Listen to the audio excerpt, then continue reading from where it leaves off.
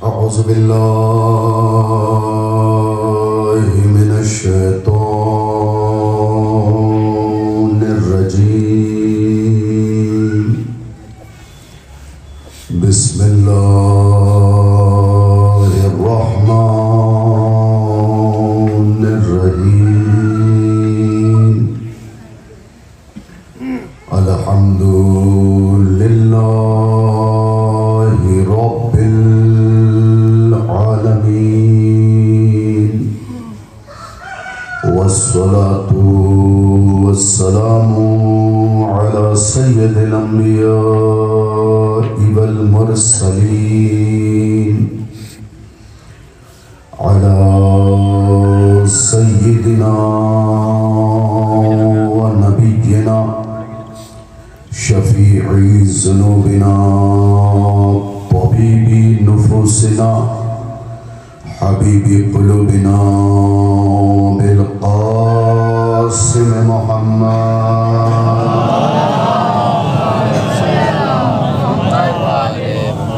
وآله الطيبين الطاهرين المعصومين المظلومين ولعنة الله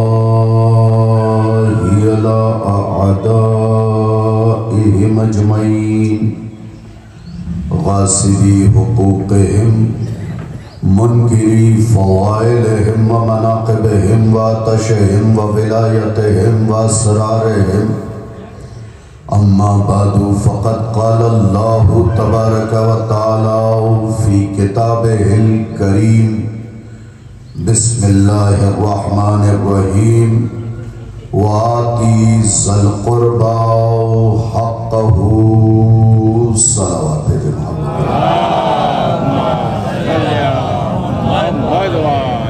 سامعین مکرم حاضرین مجلس السلام علیکم ملتمس ہو کہ ایک مرتبہ سورہ الحمد اور 3 مرتبہ سورہ اخلاص کی تلاوت فرما کر مرحوم و مغفور سید محمد حیدر صاحب کی کوئی سال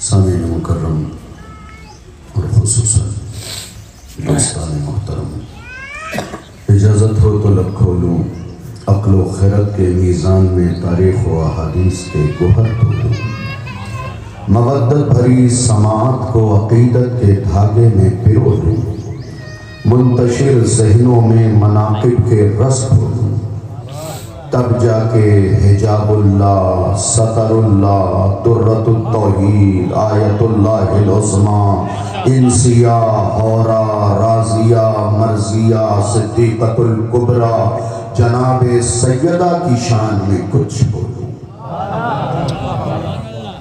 کوشش کیجئے گا کہ جو ارسال کروں وہ پہلی فرصت میں موصول کر لیں میں نے قرآن مجید کے 17ویں سورے کی 26ویں آیت کی تلاوت کا شرف حاصل کیا ہے ترتیب ظاہری کے اعتبار سے قرآن مجید میں یہ سورہ 17ویں نمبر پہ ہے اس سے پہلے 16 سورے لکھے گئے اور اس کے بعد 97 سورے مزید تحریر کیے گئے اس سورے میں 12 رکوع 111 آیات 1560 کلمات اور 6440 حروف پورے قرآن میں لفظ قربہ صرف 3 بار آیا اور یہ 3 بار خدا نے لفظ قربہ کو بھیج کے ان تمام لوگوں کو جلایا ہے جو 3 کو قربہ میں شامل کر رہے ہیں لفظوں پہ بہت غور کیجئے گا اور یہ سوچ کے سنیے گا کہ حق جناب سیدہ سننا بھی ہر کسی کے بس کی بات نہیں ہے اور پڑھنا بھی ہر کسی کے بس کی بات نہیں ہے. جس کا خون کھڑا ہو اور جو سیدہ کے حق پہ کھڑا ہو بس وہی حق سیدہ پہ بیان جاری کر سکتا ہے یا اشعار سنا سکتا ہے. میں شکر گزار ہوں انتہائی طور پہ اپنے برادر عزیز مولانا شباب جلال پوری صاحب وائس کا کہ بہت قیمتی وقت نکالا اور تشریف لے آئے ہمارے ساتھ. میں شکر گزار ہوں ریحان اعظمی صاحب کا، چھوٹے بھائی ہیں، ان کا شکریہ تو یوں بھی نہیں ادا کرنا چاہیے لیکن صرف ضمناً ادا کرنا ہو. حسینی صاحب کا بھی شکر گزار ہوں، مومنین کا بھی شکر گزار ہوں. جتنی دیر گفتگو کروں بس توجہ کے ساتھ حق جناب سیدہ سن لیجئے. 2 منٹ صرف ریحان بھائی آپ کا کندھے مکرر کا مزہ لیجئے، اس کے بعد نئے پہلو انشاءاللہ آپ کی سماعت کے حوالے حق جناب سیدہ کے سلسلے سے کرتا ہوں. حق جناب سیدہ ہم سمجھتے ہیں کہ صرف فدق حق جناب سیدہ، صرف فدق حق جناب سیدہ نہیں، کائنات کا ذرہ ذرہ حق جناب سیدہ. جس زمین پہ آپ گھر بنائے بیٹھے ہیں وہ بھی حق سیدہ ہے. اس لیے کہ ہو سکتا ہے پکری خاص والے میرے جانے کے بعد سب سے قریب آپ ہیں اور آپ ہیں، آپ دونوں سے پوچھیں کہ یہ کیسے کہہ دیا کہ جس زمین پہ ہم نے گھر بنا رکھا ہے وہ بھی سیدہ کا ہے. تو یہ بات بتا دوں حضور، آپ بھی گاؤں دیہات کے ہیں، میرا بھی تعلق ہے، بمبئی میں رہتا ہوں، تو یہ ایک الگ مسئلہ ہے. جب زمینیں خریدی جاتی ہیں نا تو چین دیکھا جاتا ہے کہ یہ زمین ان سے پہلے کس کے پاس تھی، وہ کیسے آدمی تھے. تو حضور آپ کہیں گے ہمارے پاس تو آبا و اجداد کا قبالہ موجود ہے، زمین ہماری ہے، ٹھیک ہے قبالہ موجود ہے لیکن آپ بھی قابض ہیں اور ہم بھی قابض ہیں. یہ لفظ یاد رکھیے گا، آپ بھی قابض ہیں ہم بھی قابض ہیں. یہ الگ مسئلہ ہے کہ چاہنے والوں نے قبضہ جما رکھا ہے، دشمنوں نے غصب کر رکھا ہے. ابھی آپ کو بہت قریب لے کے آؤں گا. ہم سب نے جو ہے زمین پہ اپنا گھر بنا رکھا ہے، زمین ہماری نہیں. آپ کہیں کہ آبا و اجداد کی خریدی ہوئی زمین ہے، تو صاحب جب سلسلہ آپ دیکھیں گے تو انہوں نے اس سے خریدا، اس سے خریدا، اس سے خریدا، آخر میں یہ سلسلہ خدا تک آئے گا. اب وہ بندہ پکری میں بتا دیجئے جس نے یہ زمین خدا سے خریدی ہو، کوئی ایک بندہ بتا دیجئے جس نے خدا سے یہ زمین خریدی ہو. آپ کو کائنات میں کوئی نہ ملے گا جس نے زمینیں خدا سے خریدی ہو. آپ تو ڈھونڈ نہ پائے، ایک میں نے تلاش کیا. اگر قبول کر لیجئے گا تو دعائیں نکل جائیں گی. نبی نے فرمایا یا علی ان اللہ زوجک فاطمہ وجعل صداقہ الارض فمن مشى علیہا مبغضا لک مشى حراما. اے علی تمہاری شادی فاطمہ کے ساتھ اللہ نے کروائی ہے اور یہ ساری زمین اللہ نے فاطمہ کو مہر میں دیا ہے.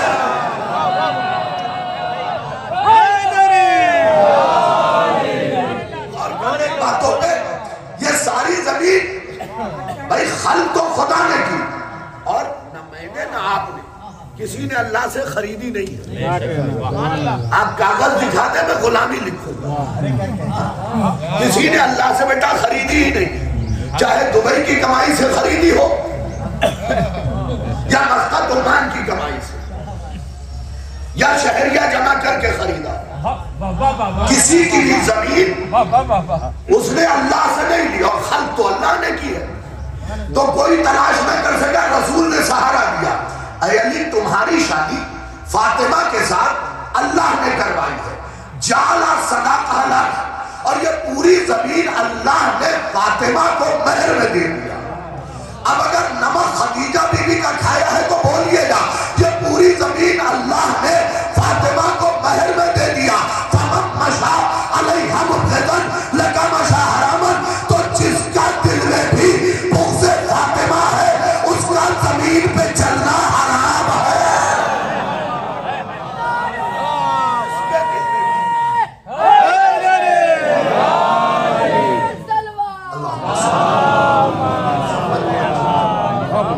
اچھا یہ آپس داری کی بات ہے، یہی پوچھوں گا اور یہی تمام کر لوں گا. علی کے نام کا نعرہ بچے نے لگایا، بہت سے لوگوں نے جواب نہیں دیا. خدا نہ خواستہ علی سے کوئی کھٹپٹ تو نہیں ہے. یہ یاد رکھیے کہ زیادہ چوڑے ہو کے زمین پہ نہ چلیے. زمین کی مالکہ بطول ہیں اور اندر علی آئیں گے. یہ یاد رکھیے مالکہ بطول ہیں. تو یہ زمین ہمیں حلال کیسے ہو؟ تو بطول کے بچوں کی خوشی میں خوش ہو جائیے. یہی زمین کا کرایہ ہے. یہی زمین کا کرایہ ہے صاحب. عزائے فاطمیہ میں شرکت کر لیجئے, یہی زمین کا کرایہ ہے. عزائے ام المنین میں آ جائیے, یہی زمین کا کرایہ ہے. عزائے سید الشہداء میں آ جائیے, یہی زمین کا کرایہ ہے. ورنہ صاحب جب بغض فاطمہ کے ساتھ زمین پہ چلنا حرام ہے تو مکان بنانا کہاں سے جائے؟ جب بغض فاطمہ میں اب ریحان بھائی یہ غلطی بھی لوگ کرتے ہیں. ہمارے ہی منبر پہ بیٹھ کے, علی کے منبر پہ بیٹھ کے کیا کہتے ہیں؟ ہماری قوم نعوذ باللہ نماز نہیں پڑھتی. مولانا خود فرما رہے ہماری قوم نماز نہیں پڑھتی. میں یہ نہیں کہتا, الحمدللہ ہماری قوم نمازی ہے. گواہی دے رہے ہیں اس بات کی. اچھا کمال یہ ہے کہ ہماری نماز کو ملایا کس سے جاتا ہے؟ ان کی نمازوں سے. ارے صاحب آہستگی سے بھی کبھی کبھی وزنی باتیں سن لیا کیجئے. کہاں قبول نماز, کہاں فضول نماز. ابھی دلیل دے رہا ہوں. میں پکری خاص میں آیا, حسینی بھائی میں نے ایک بچے کو تماچا مارا, اس کے گھر میں گھسا اور مصلی بچھا کے نیت کی نماز ظہرین پڑھتا ہوں یا نماز ظہر پڑھتا ہوں قربتاً الی اللہ, واجب قربتاً الی اللہ. پورا پکری ایک طرف کھڑا ہو کے کہے گا مولوی کی نماز باطل ہے اس لیے کہ قصبی زمین پہ نماز نہیں ہو سکتی. اب یہ بتاؤ اگر دل میں بغض فاطمہ ہے, یہ زمین قصبی ہے.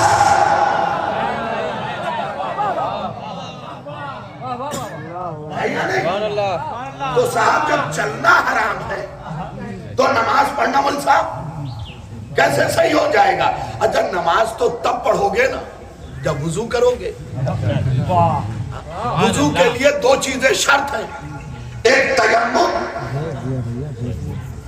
یا تیمم کے ذریعے خدا کے قریب ہو سکتے ہو, یا وضو کے ذریعے. ایک میں مٹی کی ضرورت,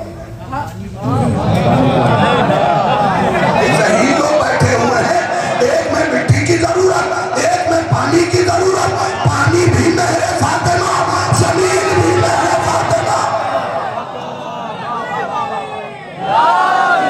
بولو مہر فاطمہ.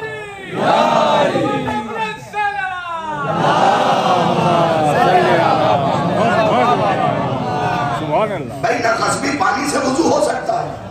میں کسی سے لوٹا چھین کے وضو کر دوں, آپ کہیں گے قبلہ وضو ہی نہیں, نماز کا کے لیے کہاں کھڑے ہو؟ تو میں نے لوٹا رکھا, غصبی زمین پہ تیمم کر لیا. کہیں گے صاحب تیمم ہی صحیح نہیں ہے اس لیے کہ زمین غصبی ہے. تو اب نہ تیمم نہ وضو. خدا کی قسم بچانے چلے تھے تم نماز, ابھی تو تم پاک بھی نہیں ہو پاؤ گے. شباب صاحب توجہ چاہیے کہ مجھے اس مرحلے پہ قبلہ توجہ چاہیے کہ تم بچانے چلے تھے نماز. میں تو ثابت کر دوں گا کہ تم ابھی تک پاک بھی نہیں ہو, نہ اوپر سے پاک ہو نہ اندر سے پاک ہو. اندر سے پاک تب ہوتے جب ولی اللہ والی آنا. اور پھر بزرگان اس فقرے پہ جملہ برائے جملہ بھی اور بھرپور حملہ بھی. بزرگان سے توجہ چاہیے. حضور اس کے باوجود جو ابھی تک پاک نہیں ہوئے ہماری برابری کا سوچ رہے ہیں, تم ہماری برابری کر لو گے؟ غیر ممکن ہے, ہو ہی نہیں سکتا. پوری زندگی مولوی صاحب دنیا میں برابری کی سوچی, جب نہیں برابری کر پائے تو کہا چلو آخرت میں کر لیں گے. وہاں رسول صلی اللہ علیہ وآلہ وسلم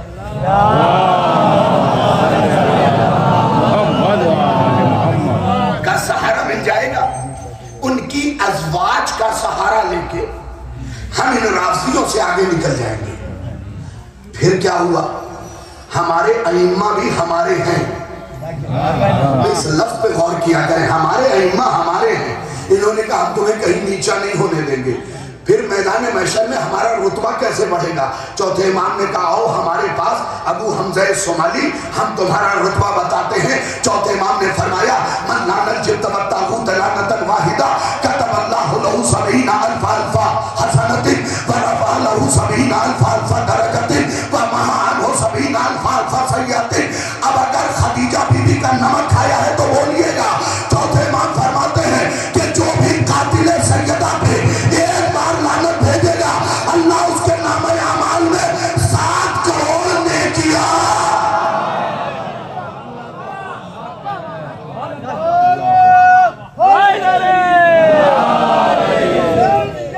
زندہ باد، زندہ باد، مردہ باد، مردہ باد۔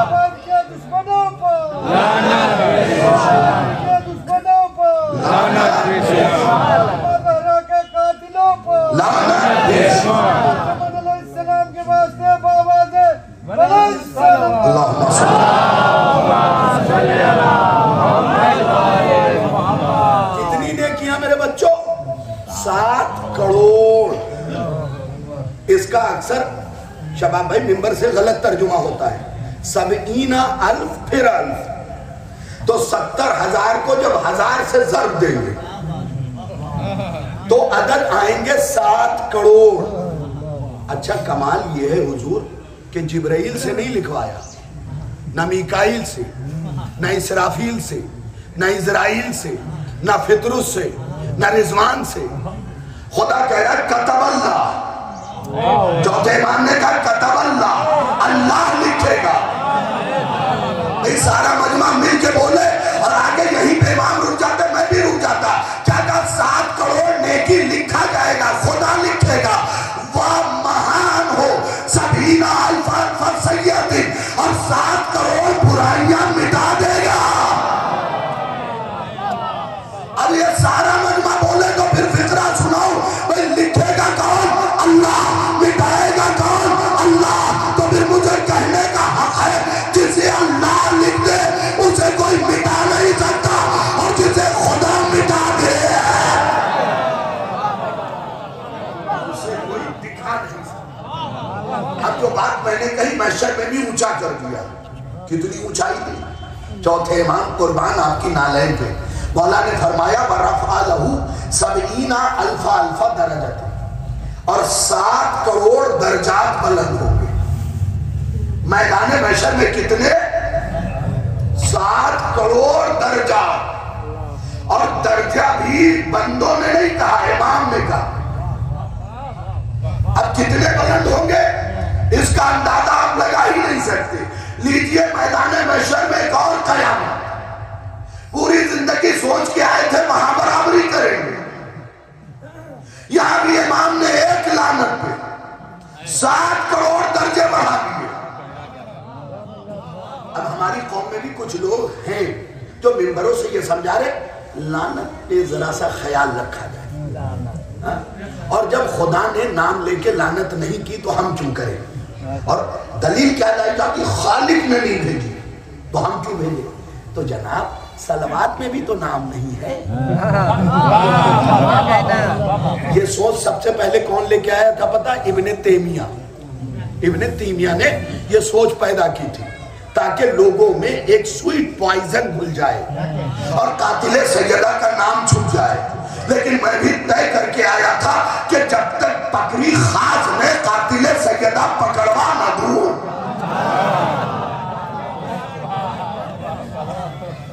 فقرہ سنیے گا بہت قیمتی ہے، 7 کروڑ درجات بلند ہو جائیں گے۔ اب آگے کیا ارشاد فرمایا؟ یہ اعلان ہوتا ہے کہ بھائی نام نہیں لینا چاہیے، تو بھائی صلوات کی آیت میں بھی نام نہیں، کیونکہ اوپر صلوات کی آیت ہے، نیچے لعنت والی ہے، ٹھیک نیچے۔ تو صلوات میں تو نام دکھے آپ کو، پھر لعنت میں بچانا کیوں چاہ رہے ہیں؟ بھئی عزائے فاطمیہ جو ابھی ابھی گزری ہے، اس کا مقصد ہی ہے قاتل سیدہ کو بے نقاب کرنا۔ لوگ کہتے ہیں ہمارے زمانے میں تو 2 مجلس ہوتی تھی، اب 10 مجلس ہو رہی ہے۔ ارے نہیں پکڑا جاتا تو پولیس بڑھائی جاتی ہے.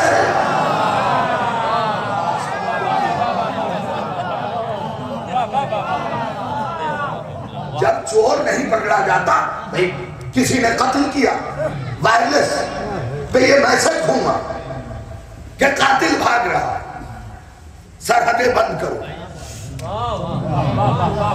ہر موڑ پہ پولیس والے کھڑے کر دو. تم بھی تو آخری امام کے سپاہی ہو. دادی کا فدق لوٹا گیا ہے. آج توجہ کیا ہوتا آپ نے. کچھ لوگ کہتے ہیں یہ شاہد رضوی ہی فدق کے اتنے پیچھے کیوں پڑا ہوا ہے؟ تو بھائی اگر آپ کے پاس وقت نہیں ہے تو گھر بیٹھیے، زبان نہ کھولیے. میرے ماں کی زمین ہے، میں نہ بولوں گا تو کون بولے گا؟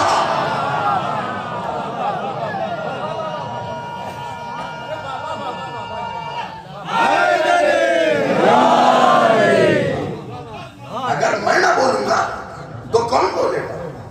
حق ہے کہ ہر عالم فدق کے اوپر آواز اٹھائے. 1400 سال بعد بھی کیس درج ہو سکتا ہے عدالت کے اندر. یہ تو دروازہ کھل گیا ہے. اب کیس درج کروائیے کہ ہماری ماں کی زمین پہ قبضہ کیا گیا ہے.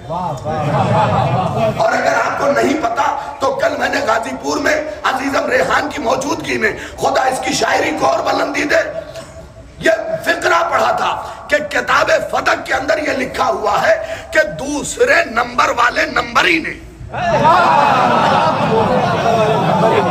بھئی مجھے بلایا کیجئے تو میرے مزاج کو سمجھ لیجئے. میں روح رعایت کر کے پڑھنے والا بندہ نہیں ہوں. اور خصوصاً عزائے فاطمیہ کی مجلس ہو یا جماعت الثانیہ میں جتنی مجلس ہو، سب میں حق بطول پڑھوں گا. دوسرے نمبر کے نمبری، پہلے نمبر کے بودھیس ہو. یہ مشورہ دیا کہ جلدی سے فدق پہ قبضہ کر لو. شباب بھائی مجھے دعا بھی چاہیے، داد بھی چاہیے. وائز ہیں آپ، جلدی سے فدق پہ قبضہ کر لو. اس نے کہا خلافت کا فدق سے کیا تعلق ہے؟ تو پہلے نمبر کے دوسرے نمبر کے نمبری نے کہا. میں نے کہا قبضہ کر لو. اس نے پوچھا کیوں؟ کہ اگر فدق پہ قبضہ نہیں کیا تو قیامت تک فاطمہ کے شیعہ مضبوط ہو جائیں گے.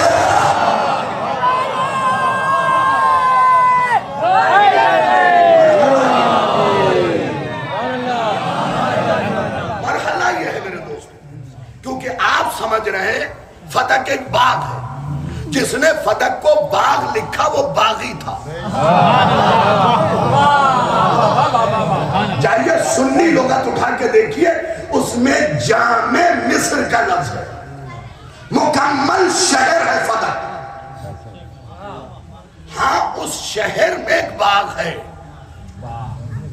اس شہر میں ایک باغ ہے. جب عمر ابن عبدالعزیز نے اس باغ کے، صرف ایک باغ کے، شہر کا نہیں، باغ کے غلے کا حساب لگوایا تھا تو 40,000 دینار فرسٹ اٹیمپٹ میں جو حساب ہوا ہے 40,000. ٹھیک اس کے بعد 70,000.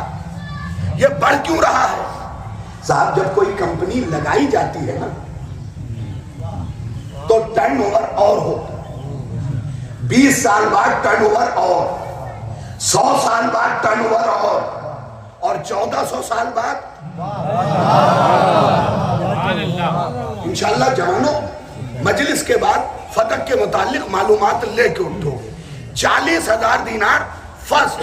چلیے ہم سب کو چھوڑ دے رہے ہیں، پہلے والے کا مولوی صاحب حساب کرتے. 1 دینار 10 گرام سونے کا. 10 گرام کی قیمت اس وقت 78,896 روپے.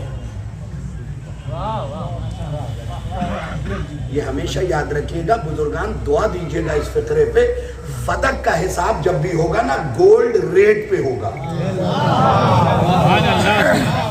اس لیے کہ شیعوں کا سونا ہے فدق. کاش توجہ کیا ہوتا. ذرا سا ملاحظہ کیجیے گا، بڑی محنت کی ہے اس مسئلے میں. 1 دینار 10 گرام سونے کا. 10 گرام کی قیمت یہ ہے. جب میں نے آج کی قیمت نکالی تو یہ بنا جب میں نے 40,000 کو روپیوں میں ڈیوائیڈ کیا تو بنا 3 ارب 4 کروڑ 86 لاکھ.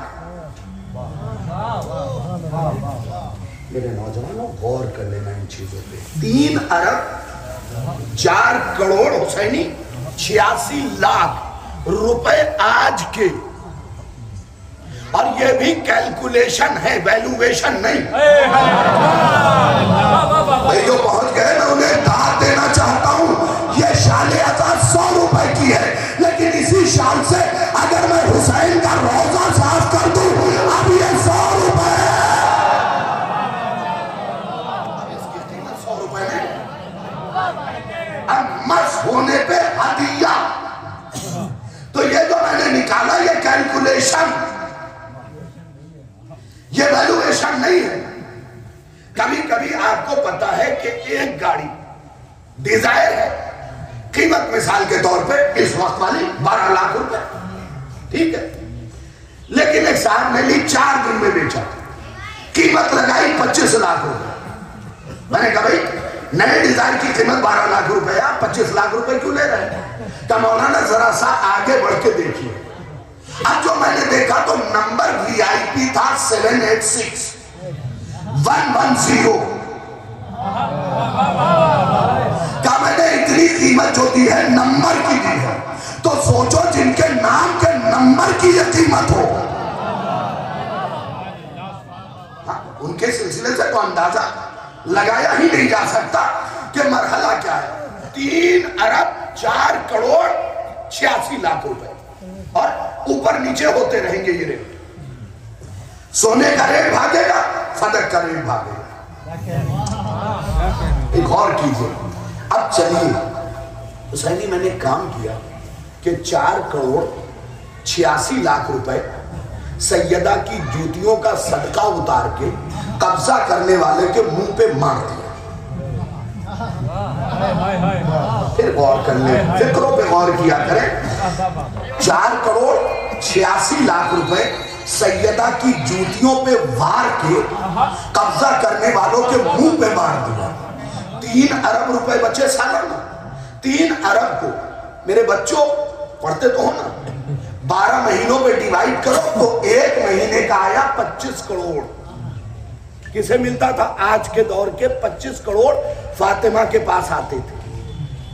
سبحان اللہ. سن 7 ہجری سے فدق سیدہ کے پاس ہے. ہر مہینے کے تقریباً 25 کروڑ روپے. اب ایک جملہ اصلاحی کہہ رہا ہوں. آپ کے مولا سے پوچھا گیا مولا کیسے پتا چلے کہ عہدے پہ ایماندار بیٹھا ہے یا غدار بیٹھا ہے؟ لے جائیے پکری خاص والوں اس جملے کو پکڑ کے مضبوطی کے ساتھ. فکرہ بہت قیمتی ہے کہ عہدے سے پہلے بھی دیکھو، عہدے کے بعد بھی دیکھو، دونوں زندگی دیکھو. اب یہ جملہ میرا ہے. اگر عہدے سے پہلے ویگنار چلا رہا تھا اور عہدے کے بعد BMW چلا رہا ہے تو سمجھ لینا عہدے پہ ایماندار نہیں چور بیٹھا.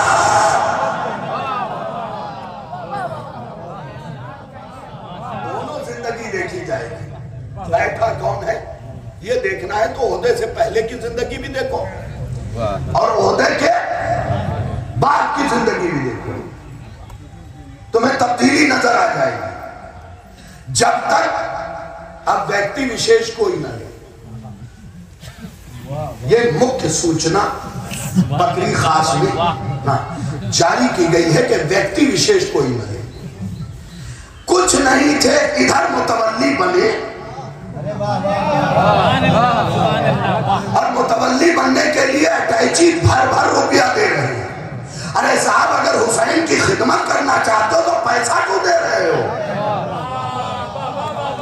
آپ ڈرتے ہوں گے، میں ڈر کے خطابت نہیں کرتا ہوں. یاد رکھیے جو حسین کا کھائے گا نا اسی دنیا میں بھگت کر مرے گا.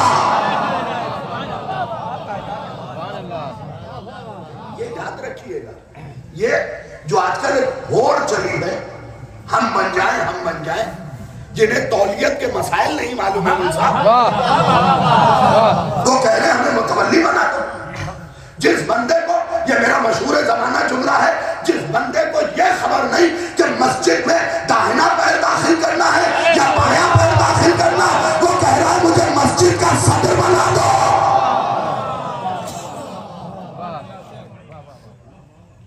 بندے کو یہ نہیں معلوم کہ استحباب دسترخوان کیا ہے، وہ نماز پڑھانے والے مولوی پہ حکومت کر رہا ہے۔ یہ عجیب المیہ ہے۔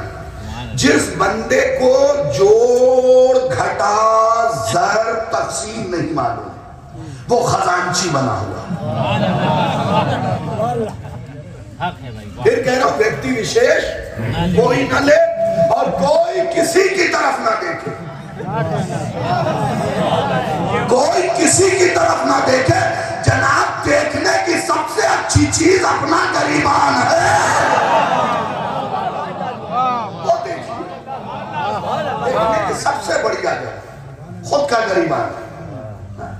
یہ یاد رکھیے اہل بیت علیہ السلام اتنی سی زمین پہ قبضہ نہ ہو، خدا کی اتنی سی زمین پہ قبضہ نہ کیجیے، ٹیڑھی نگاہ نہ ڈالیے۔ شکر ادا کیجئے اپنے بزرگوں کا کہ وہ مرنے سے پہلے زمین حسین کو دے گئے جو آج مجلسیں کر رہے ہیں، ورنہ اس نئی نسل نے تو MBA اور LLB کرنے کے بعد صرف یہ سوچا کہ کیسے وقت کے ڈیڈ کو توڑ دیا جائے اور اس وقت پہ قبضہ کر لیا جائے۔ میرے بچوں یاد رکھو ائمہ علیہ السلام کا حق ہے تمہارے مال میں۔ میں غلط تو نہیں کہہ رہا ہوں، ایک واقعہ سناتا ہوں، امام حسین کے زمانے کا واقعہ ہے۔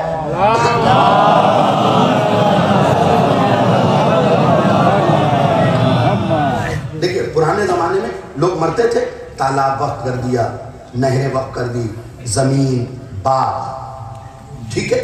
لیکن اب کے زمانے میں کیا ہو رہا ہے؟ ان چیزوں پہ قبضہ۔ اس کا مطلب ہم نے بچوں کو صحیح لقمہ نہ کھلایا۔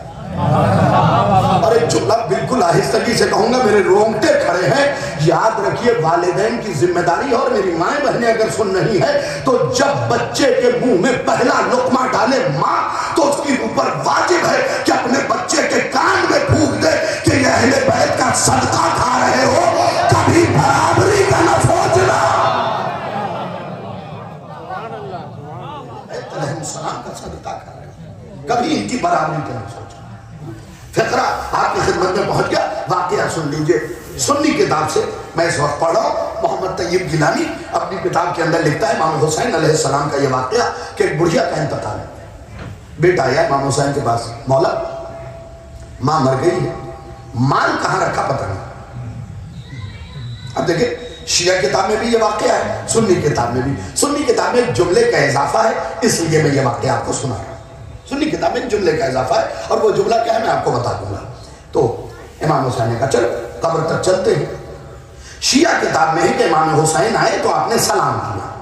محمد طیب گیلانی لکھتا ہے کہ جیسے ہی حسین آئے بڑھیا نے قبر سے سلام کیا۔ آج توجہ کیا ہوتا۔ اب امام نے کہا یہ بتاؤ تم نے وصیت اپنے لڑکے سے کیوں نہیں کی؟ اس نے کہا سنی کتاب کے جملے ہے کہ مولا اس لیے نہیں کی کہ اگر کر دیتی تو قبر تک آپ نہ آتے۔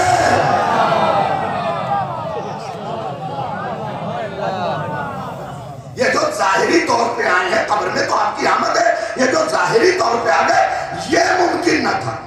کہا پھر کا فلاں جگہ فلاں فلاں چیز رکھی ہے۔ مولا حسین نے مسکرا کے دیکھا اس سائل کی طرف، پھر اندر سے آواز آئی، بہت غور سے سنیے گا بزرگان، اور ہو سکتا ہے اس فکرے پہ نوجوان ناراض ہو جائے، لیکن ہوا کرے میری بلا سے، ہوا کرے میری بلا سے، مجھے کوئی فرق نہیں پڑتا۔ سیدہ راضی رہے، بقیہ پوری دنیا ناراض ہو جائے، اہل بیت کی رضا ہے۔ تو مولا جانے سے پہلے ایک بات سن لیجیے، وہ جو مال رکھا ہے نا اس میں سے 1/4 سے زائد تو ہے آپ کا۔ کس کا ہے؟ اب مجھے معلوم تھا اس پہ داد نہیں ملے گی، مال ہے انسان کو پیارا ہے صاحب، لیکن فقرہ تو سناؤں گا کہ جو چیزیں ہمارے درمیان سے ختم ہو رہی ہیں وہ واپس سے لوٹے، اور آپ سمجھے کہ آپ کے مال میں امام کا حق ہے اور پورا حق ہے۔ کیا کہا؟ اس میں سے اتنا حصہ تو آپ کا ہے۔ مولا نے کہا ٹھیک ہے تو نے کہہ دیا اس حصے کے مالک ہم ہیں۔ اب امام چلنے لگے، کہا مولا بھی میری بات ختم نہیں ہوئی ہے۔ امام نے کہا جلدی سے بتا بقیہ کیا بات ہے؟ کہا بقیہ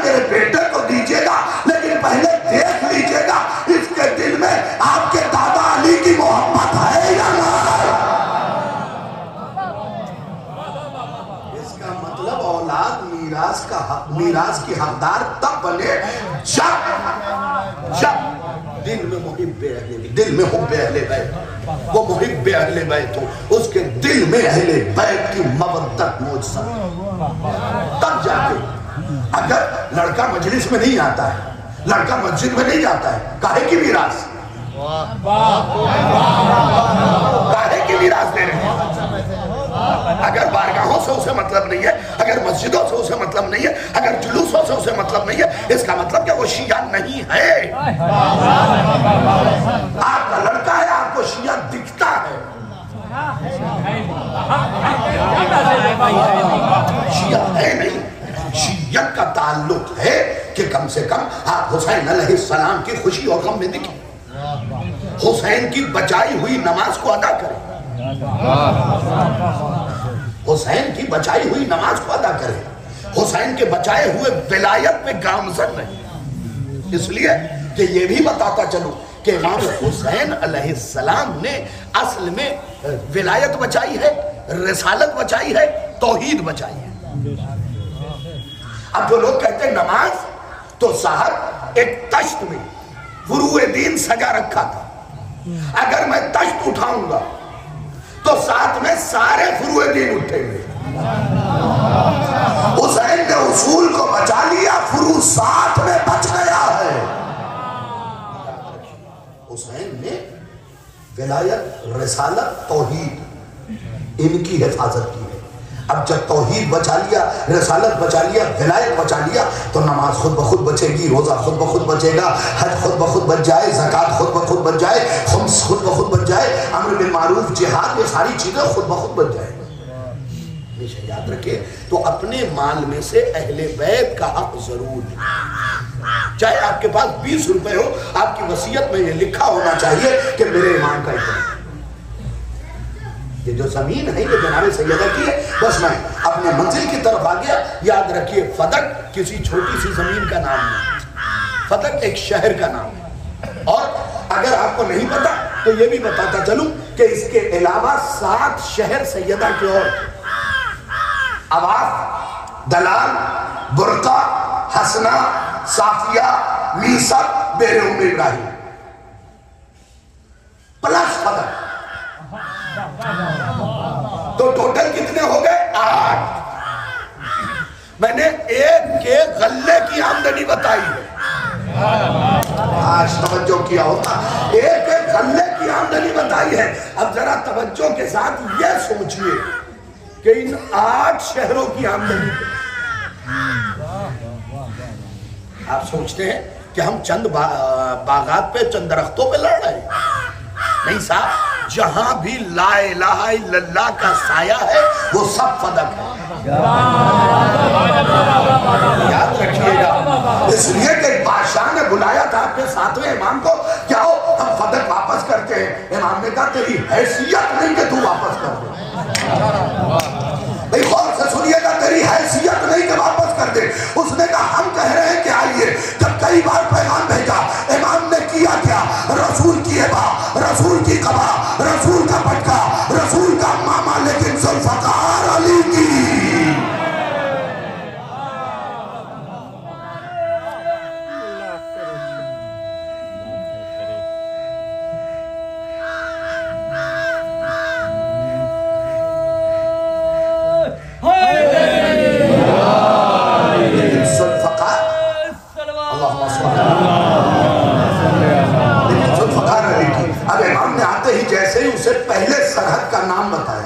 اس نے کہا کیا؟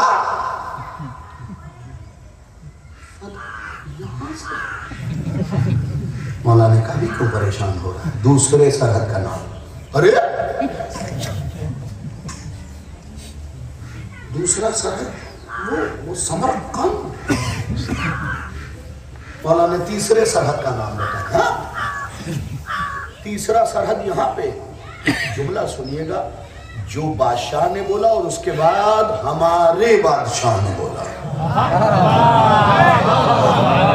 دنیاوی بادشاہ نے جو بولا اور جو ہمارے بادشاہ نے بولا۔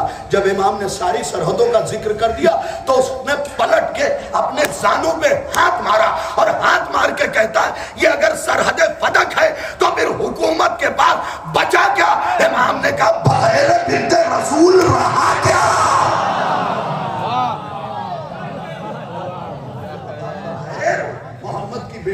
तेरे पास रहा क्या? फदक किसी छोटी चीज का नाम नहीं, लेकिन अब इसको क्या किया जाए कि इस बार फदक खूब पढ़ा तो हर तरफ से ताना आने लगा कि शाहिद रिजवी ये इतना फदक क्यों पढ़ रहे हो? अरे फदक एक छोटा सा बाग ही तो था। अब अगर ये पूरा मजमा साथ में जवाब दे तो लुत्फ आए। शबाब भाई मेरा मशहूर जमाना जुमला है ये, सबने कहा फदक एक छोटा सा बाग ही तो था। तो भाई साहब अगर फदक छोटा सा बाग था तो तुम्हारे बड़े से खलीफा ने कब्जा काहे किया?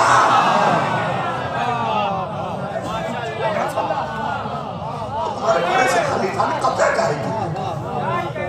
इसका मतलब फदक किसी छोटी चीज का नाम नहीं। ला इलाहा इल्लल्लाह का जहां जहां साया है वो सब फदक में। अब एक मुकालमा जल्दी से 1 मिनट का है वो सुनिए और यहीं से रफ्ते मसाइल। बीबी दरबार में, घर के अंदर से एक दरवाजा खुलता था, लेकिन वहां से नहीं गई, बाहरी दरवाजे से गई, क्योंकि बीबी को मालूम था कि 1400 साल बाद अमीनुल कादरी जैसा काले दिल का मुल्ला ये कहेगा कि सैयदा दरबार गई ही नहीं थी। तो बीबी ने क्या किया, अंदर का दरवाजा नहीं खुलवाया, बाहर से आया, ताकि जमाने को पता चल जाए कि काफिर को काफिर साबित करने। ये मैं अपनी तरफ से नहीं कह रहा हूं, आयत जो बीबी ने फदक के लिए दरबार में पढ़ा है वो आयत ये है, इन्ना जहन्नमा लमुहीततुन बिल काफिरीन। और किसके सामने पढ़ा? खलीफा के सामने। और आयत खुदा की आयत पढ़ रही है,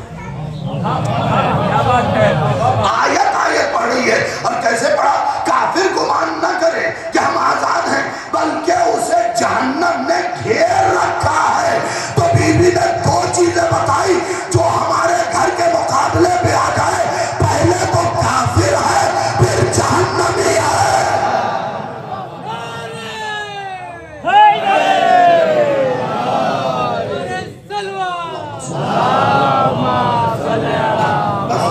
आखिरी फिक्रा जब बीबी अंदर गई मुकालमे का, ये भी कौन लिख रहा है? तालिब मिस्री लिख रहा है, अजीब फिक्रे लिख रहा है कि जब रसूल की बेटी दरबार के अंदर गई तो देखते ही खलीफा को बीबी ने कहा तो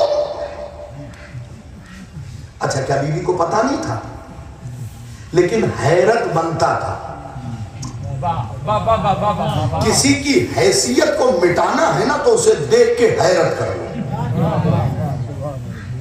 कभी ना पहचानने की हैरत, कभी तुम्हारी अहमियत नहीं है इस चीज की हैरत।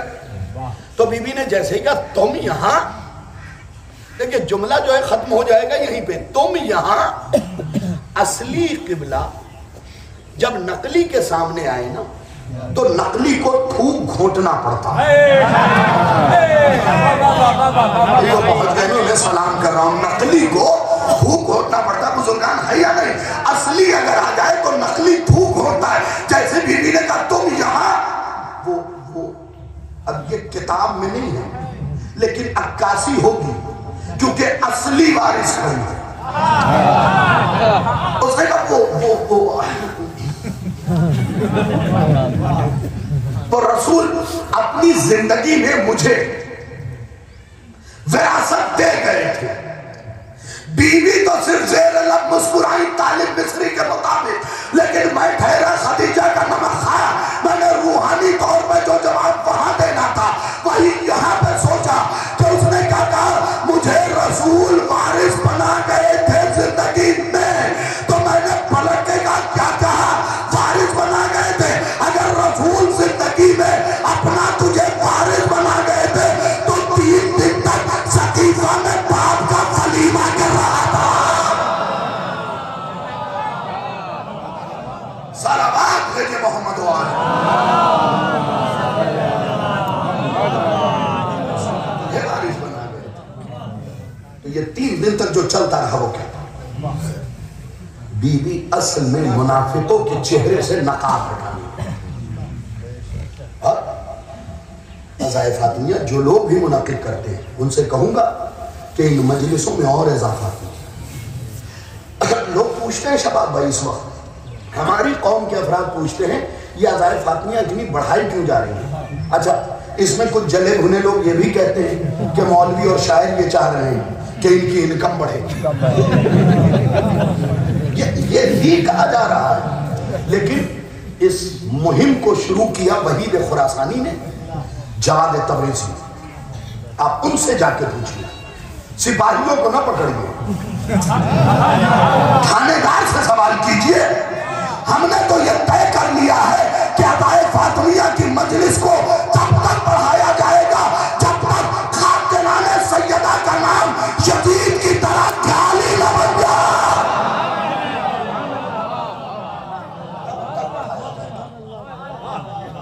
جب تک قاتلان سیدہ کا نام یزید کی طرح گالی، اس لیے کہ یہ یاد رکھیے کچھ باتیں مائک سے ہٹ کے کرنی پڑتی ہیں۔ شیخ صدوق نے اپنے مقتل میں کچھ مصرے لکھے ہیں، ان مصروں کا ایک ترجمہ یہ ہے کہ علی اصغر کے گلے پہ جو کربلا میں تیر لگا تھا وہ چلا کربلا میں تھا، آیا ثقیفہ سے تھا۔ کربلا کی بنیاد روزے ثقیفہ رکھی ہے، اور کتابوں کا نام میں بتا دوں گا، آپ جا کے دیکھ لیجئے گا۔ امام حسین نے وقت آخر کہا ہے کہ مجھے فلاں اور فلاں نے قتل کیا۔ آپ در سیدہ کو یہ سمجھ رہے ہیں یہ مدینے کی گلی کا ایک مسئلہ ہے، یہ کربلا کا مقدمہ ہے۔ خدا مرحوم کے درجات بلند کرے اور لواحقین کو سب چند جملے مجھے پڑھنے کہ لوکابہ نے بھی جناب سیدہ کے مسائب پڑھے، میں بھی سوچ رہا ہوں چند جملے جناب سیدہ کے مسائب کے پڑھ کے امام حسین کی ایک مصیبت پہ تمام کروں، لیکن یہ بتا دوں بکری خاص والوں کہ گھٹ کے نہ رویا کریں، اونچی آواز میں رویا کریں، نوجوانوں بلند آواز سے رو، کم سے کم یہی سوچ کے رو کہ تم ان پہ رو رہے ہو جس فاطمہ کو اپنے بابا کو رونے نہیں دیا گیا۔ لوگوں نے آ کے شکایت کیا یا علی سیدہ سے کہیے یا دن میں روئیں یا رات میں روئیں، ان کے گریے کی وجہ سے ہمیں نیند نہیں آتی۔ یہاں بیٹھے ہوئے لوگ، آپ نے ٹرین میں سفر کیا ہوگا،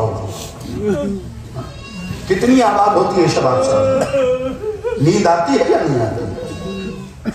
اس کا مطلب معاملہ نیند کا نہیں تھا۔ سیدہ اتنا کرب سے روتی تھی کہ قاتلوں کی نیند اڑی ہوئی تھی۔ میں چند جملے مسائل پہ پڑھنا چاہتا ہوں، اسے سن لیجئے گا۔ ریحان جلدی یہ والا فقرہ میں نہیں پڑھتا، ہماری قوم کے نوجوان کہتے مولانا میں نے پورا خطبہ فدق دیکھا ہے، کیسے ممکن ہے کہ 4 گھنٹے لگ جائیں؟ میرے بیٹو، میرے بچوں، 4 گھنٹے لگے، تمہاری قوم کا چھوٹا سا خطیب ہو کے کہہ رہا ہوں 4 گھنٹے لگے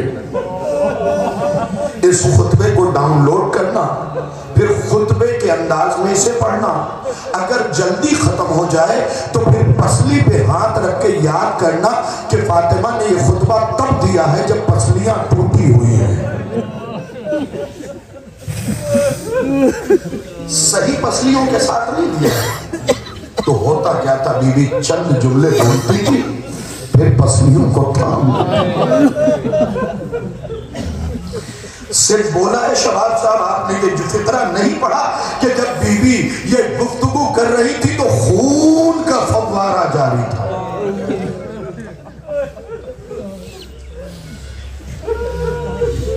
خدا کی قسم کن کن مسائل کا ذکر کیا جائے، میں اپنی ماؤں بہنوں کو بھی نصیحت کرنا چاہتا ہوں، اپنے گھروں میں بیٹھ کے اس بات پہ ڈسکس کرو، اپنے بچوں کو امام حسین کی مجلسوں میں بھیجو، کیونکہ حسین کو ہر طبقے سے کام ہے۔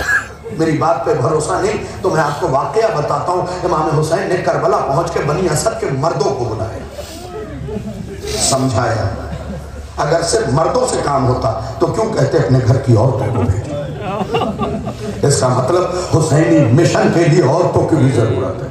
چلو مرد عورت کو سمجھا دیا تھا، کیوں کہا اگر گھر جانا تو اپنے بچوں کو بھیج دے؟ کیوں کہا کہ اپنے بچوں کو بھیج دینا. مقصد یہ تھا کہ یاد رکھو یہ بچے ہمارے مشن کے اہم ستون.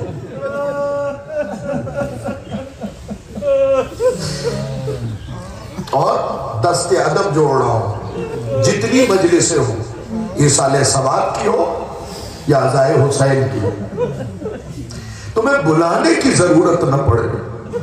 کچھ لوگ ایسے بھی ہیں جو عزائے فاطمیہ میں یہ کہتے تھے مولانا ہم جیسے آتے ہمیں بلایا نہیں گیا تھا. ارے تم اتنے بڑے کب ہوئے کہ حسین کے ماں کی مجلس میں تمہیں بلائے.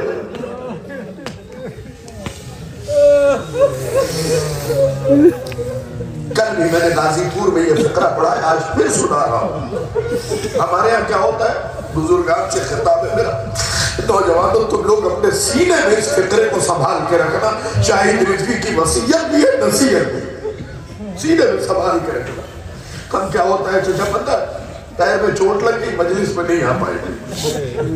ذرا سی طبیعت خراب ہوئی, مجلس میں نہیں آئے گی. ارے آپ کو نہیں پتا میری طبیعت خراب ہے, میرے پیر میں چوٹ لگی ہوئی ہے. میں ماؤں بہنوں تم سے بھی کہہ رہا ہوں, مجھے انصاف سے سوچ کے بتاؤ, فاطمہ کی تو پسلیاں ٹوٹی ہوئی ہیں. تم گھر میں فرشیاں سا بچھاؤ, تم بھی گھر میں چلی آئی, تم بارگاہ میں بچھاؤ تو سیدہ کے. زیادہ طویل عریض مسائل نہیں پڑھوں گا, صرف سمجھا رہا ہوں. عزائے حسین بہت اہم چیز ہے, بہت اہم چیز ہے. یہ تو زندگی کا اصول ہے. حسینی یہ بتاؤ, اگر میں تمہارے گھر کی 10 مجلسوں میں آؤں شرکت کرنے, اور میرے گھر کوئی مجلس ہو, زندگی اسے دین سے نہ ملائیے, توبہ کر کے زندگی کے اصول بتا رہا ہوں. تمہارے گھر والے دوست منع کرتے رہیں گے تب بھی تم آؤ گے یہ کہہ کے کہ بھائی ہر مجلس میں وہ آیا. تب میں پورے پکری خان سے پوچھ رہا ہوں, کوئی ایک مجلس بتاؤ جس میں فاطمہ نہ آئے.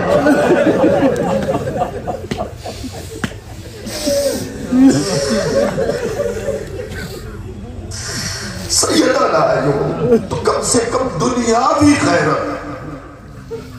یوں ہی نہیں کہا ہے ہمارے علماء کرام نے کہ ان مجلسوں میں غور کیا جائے. مقصد ہے, اس کے پیچھے راز پوشیدہ ہے. سیدہ ہر مجلس میں آتی ہے اور دشمنی ہے ختم کر دو, نہیں ختم ہو رہی ہے تو اپنے گھر کی دیوار تک رکھو.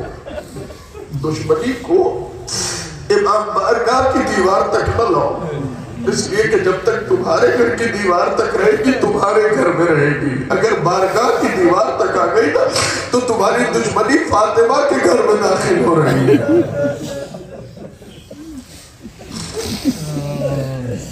ان چیزوں کو خدا کے لیے میرے آنے کا کچھ مقصد ہوتا ہے, اور ساتھ میں اہم ترین مقاصد یہ ہوتے ہیں کہ امام حسین کی مجلسوں کو اہمیت, بیوی سیدہ کی مجلسوں کو اہمیت دو.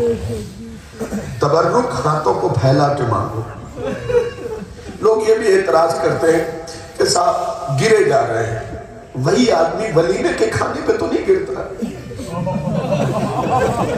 حسین کے تبرک پہ گر رہا ہے. تو اس وجہ سے نہیں گر رہا ہے کہ اس کے گھر بسکٹ نہیں ہے, اس کے گھر سیب نہیں ہے, وہ اہمیت کی بنیاد پہ بھوکے مر گرا جا رہا ہے. بس بات سمیٹ لی, 2 جملے مسائل کے سن لے. سیدہ نے پسلیاں تھام کے نوجوانوں خطبہ فدق دیا ہے. 4 گھنٹے میں سیدہ کے بال سفید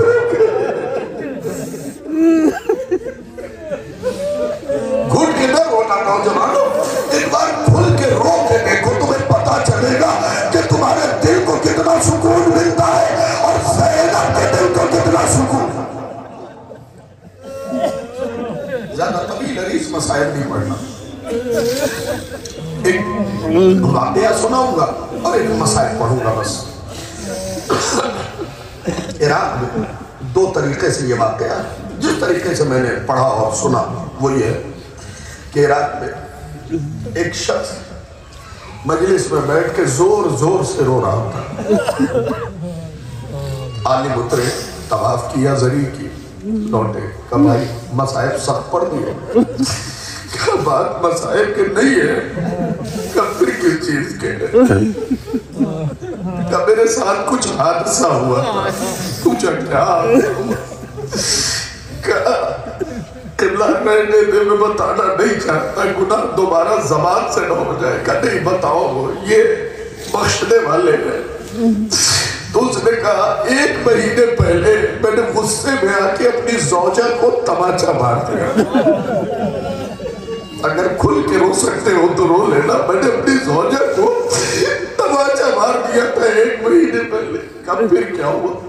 آج مجلس میں آنے سے کچھ قبل میری بیٹی اپنی سہیلی کے پاس گئی، میں مجلس میں آنے کے لیے آمادہ ہوا، جیسے ہی باہر نکلنے لگا میری زوجہ نے مجھے روکا، کہنے لگے میری بات سن کے جائیے گا مولانا، میری زوجہ بہت نیک ہے، تماچا کھانے کے بعد بھی اس نے میری خدمت میں کوئی کمی نہیں کی، روٹی بھی بناتی رہی، کپڑے بھی دھلتی رہی، تمام کام انجام دیتی رہی، لیکن جب آج نکلنے لگا تو اس نے مجھے روکا کہ میری ایک بات سنتے آئیے جائیے گا۔ میں اس کے قریب گیا تو اس نے ہاتھ جوڑ کے کہا میرے شوہر ہے، آپ مجھے 10 تماچا مارنے میں اف نہیں کروں گی، لیکن بس ایک بات کا خیال رکھیے گا، یہ تماچا میری بیٹی کے سامنے نہ ماریے گا۔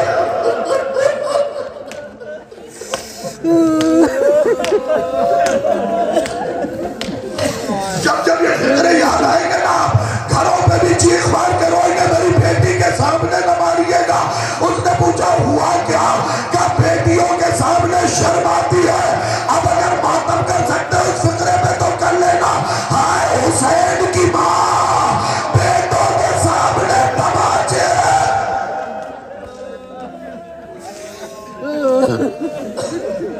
کیا عجیب مصرے کہہ دیے کسی شاعر نے، کہ بطول رو پڑی فضا کو یہ بتاتے ہوئے حسن نے دیکھا ہے مجھ کو تماچے کر۔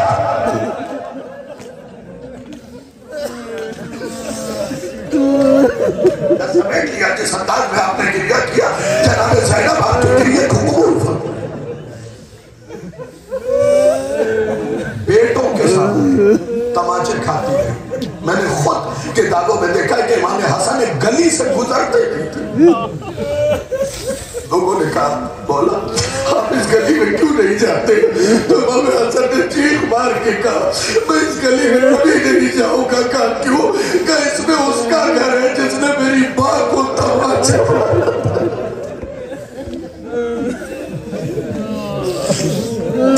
ارے بطول حسنین کے سامنے تماچے، امت نے حیا نہ کی۔ بس آخری فقرہ ہے اور اسی میں میں مسائل تمام کرتا ہوں۔ پتہ ہے بزرگاں، ہڈی یہ آپ دیکھیں یہاں سے مڑتی ہے، یہاں سے بالکل برابر سے مڑتی ہے، لیکن جب یہی ہڈی ٹوٹتی ہے تو کبھی ہڈی سیدھی نہیں ٹوٹتی، نوکدار ٹوٹتی ہے۔ یاد کرو اس مسائل کے فکرے کو، ہڈی جب بھی ٹوٹتی ہے نوکدار ٹوٹتی ہے، کبھی برابر سے نہیں ٹوٹتی ہے۔ اور پسلی کی ہڈی تو کرب ہوتی ہے، مڑی ہوئی ہوتی ہے، یہ جب ٹوٹتی ہے نا تو نوک اور تیز ہوتی ہے۔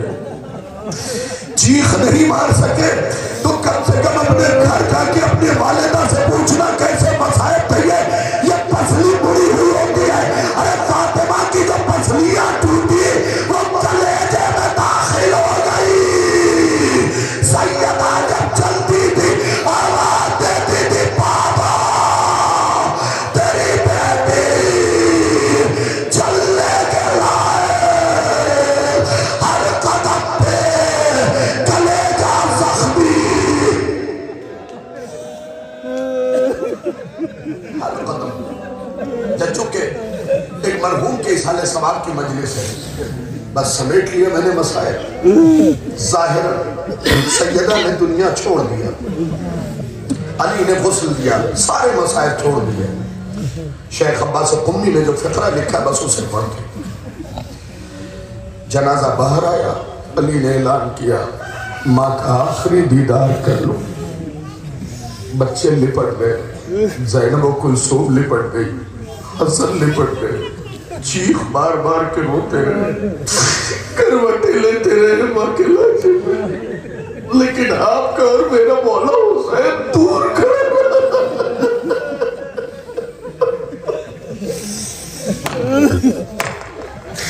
میرا مولا حسین دور کرا نا.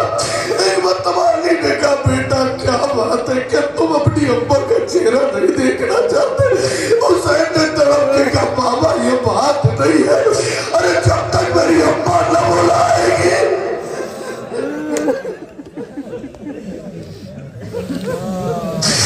جس فاطمہ کے ہاتھ علی کو سلام کے لیے نہ اٹھے، ارے پتے کا پر ٹوٹا، دونوں ہاتھ برابر کیے، آدر لال حسین. بس وہ فقرہ جو امام حسین کے منہ سے نکلا، مولا نے اپنے آپ کو گرا لیا ماں کے لاش. ساری باتیں ہو گئی. اب دیکھنا میری طرف، یہ مسائل دیکھنے سے تعلق رکھتے ہیں. دیکھیں یہ تو سمجھیں. ماں اور بیٹے کی باتیں ہو گئی. زہرا خاموش. شہادت تو پہلی باتیں ہو چکی تھی، یہ تو حسین کی محبت میں. زہرا نے تو ہمارا مائے بنائی تھی.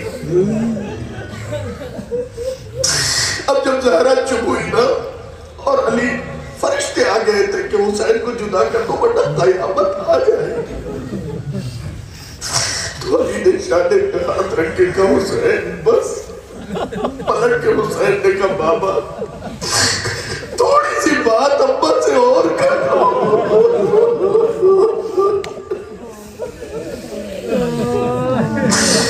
دیکھو حسینی خدا کی قسم تھوڑے زمانے پہلے میں نے اپنی ماں کھوئی ہے، مجھے پتا ہے درد کیا ہوتا ہے.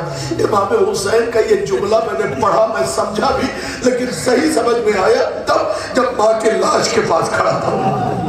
جب اپنی ماں کے لاش کے پاس جب کھڑا تھا نا، آج تب سمجھ میں آیا کہ امام حسین نے کیا کیا.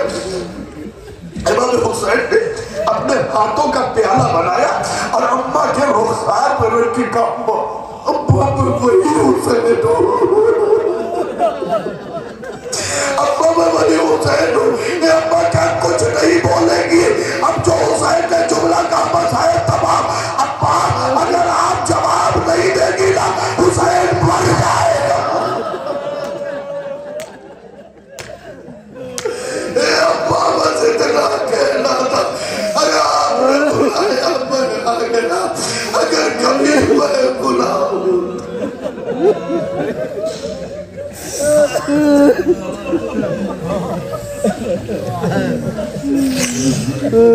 معبود تجھے واسطہ محمد و آل محمد کا ہمارے ان آنسوؤں کو قبول فرما. ان آنسوؤں کو رحمت سیدہ میں جگہ مرحمت فرما. ان آنسوؤں کو ہماری بخشش اور شفاعت کا ذریعہ کرنا. اے میرے اللہ، اے میرے اللہ، اے میرے اللہ، کروڑ دعا کی ایک دعا ہے. اے میرے معبود یہ مومنین جو بیٹھے ہیں، بس پردہ جو مومنات بیٹھی ہیں، ان میں سے کسی کو بھی اس وقت تک موت نہ دینا جب تک اپنی آنکھوں سے کربلا معلّہ، نجف اشرف، مشہد مقدس، کاظمین، سامرہ، جنت البقیع، جنت المعلیٰ اور تمام اطباط عالیہ کی زیارت کر. اے میرے اللہ اگر اس شرف کے بعد ہمیں موت دے بھی دینا تو ہمارے کان کو اس قابل بنا دینا کہ ہم اپنے امام کی آواز کو سن سکیں. ہماری زبان میں وہ صلاحیت پیدا کرنا کہ ہم اس آواز پہ لبیک کی آواز بلند کر سکیں. اے میرے اللہ جب اتنا کرم کرنا تو اتنا اور کر دینا کہ جب ہم اپنے امام کی آواز کو سن کے لبیک کہتے ہوئے اٹھے تو ہمیں اس طریقے سے اٹھانا. آپ سب کی طرف سے دعا مانگ رہا ہوں، مل کے آمین کہیے گا، بلند آواز میں آمین کہیے گا. اس طریقے سے اٹھانا کہ کاندھے پہ برہنہ تلوار ہو اور نگاہیں سیدہ کے قاتلوں کو تلاش کریں. اے میرے اللہ حجت کے اس لشکر میں رکھنا جو قتل ائمہ کا بدلہ لینے والا. اے میرے اللہ، اے میرے اللہ، اے میرے اللہ اطباط عالیہ کی حفاظت فرما، علماء حقہ کی حفاظت فرما. اے میرے اللہ ظالموں کو نیست و نابود فرما. اے میرے اللہ مظلوموں میں ہمت عطا فرما. اے میرے اللہ تجھے واسطہ محمد و آل محمد کا حضرت کے ظہور میں تاجیل فرما. ہمیں ان کے اعوان و انصار میں شمار فرما. پرچم اسلام کو سربلند فرما، پرچم کفر و نفاق کو سلیب فرما. اے میرے اللہ پھر ایک بار دعا ہے ہم سب کو کربلا معلیٰ کی زیارت کے شرف سے مشرف فرما. اور بات زیارت کی آئی ہے، یہ بھی بتاتا چلوں کہ علماء نے بیان فرمایا ہے کہ اگر کوئی غربت کی وجہ سے کربلا معلیٰ نہیں جا پا رہا بہت سے اعمال ہیں، ان میں سے ایک عمل یہ بھی بتایا کہ اگر کوئی غربت کی وجہ سے کربلا معلیٰ نہیں جا پا رہا تو تسبیح فاطمہ ہدیہ کرے جناب ام البنین کو، اور جناب ام البنین سے عرضی لگوائے جناب سیدہ کی بارگاہ، سال مکمل ہونے سے پہلے اپنے آپ کو کربلا کی زمین میرے اللہ پرچم اسلام کو سر بلند فرما، پرچم کفر و نفاق کو سر التمسوا ایک مرتبہ سورہ الحمد اور 3 مرتبہ سورہ اخلاص کی تلاوت فرما کر سید محمد حیدر صاحب کی بھی کوئی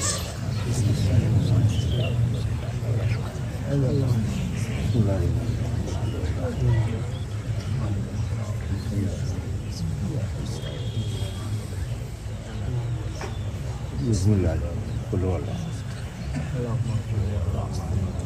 بسم اللہ قل هو اللہ بسم اللہ قل هو اللہ